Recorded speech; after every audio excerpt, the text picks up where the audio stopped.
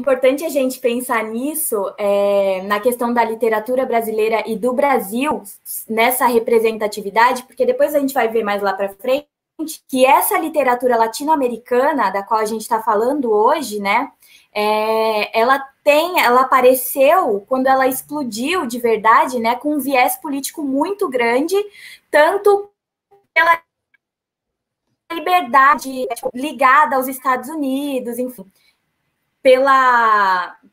também pela questão de Cuba, da independência, enfim. E aí essa questão política muito grande, essas manifestações políticas a gente não teve aqui no Brasil tão fortemente quanto nos países ao lado.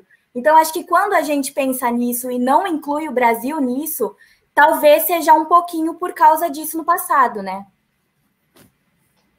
Uma época que a literatura, essa literatura, pelo que eu li ali, eu consegui perceber que ela traz uma visão diferente para a América, né? Porque você começa a ter esses livros, essas questões, assim, esses contos sendo espalhados pelo mundo e traz uma representatividade do espaço americano de uma forma diferente, né? Exato. E é interessante pegar isso que a Laís comentou já, porque, por exemplo, a gente tem um contexto aí de produção dessa literatura latino-americana, que é basicamente ali a década de 60 e 70, que é quando ocorreram muitas revoltas, certo? Então, só que se a gente for olhar para o Brasil, olha só, por que ocorreram tantas revoltas, né, nos países vizinhos? Por causa, principalmente, de governos ditatoriais. Aí a gente olha aqui para o Brasil, década de 60 e década de 70, o que estava acontecendo aqui?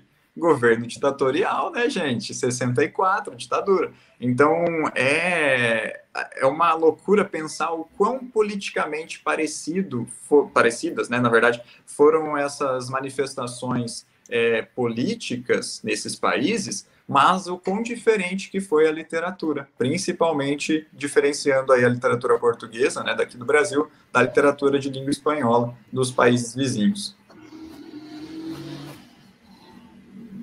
Eu vejo que a gente tem um momento de que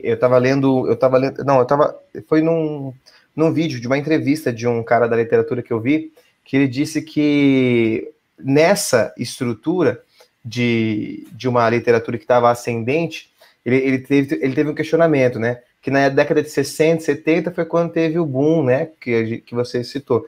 Mas que esses caras que estavam ligados a essa literatura, eles já escreviam, já tinham os seus contos ali. E isso foi uma questão de, tipo assim, para ver como a importância dessa parte social que a Laís colocou muito bem, foi o que deu uma incentivada também para esse crescimento dos contos que ali, da literatura, que daí eles traziam, né, evidências tanto de um povo latino, tanto de alguns momentos da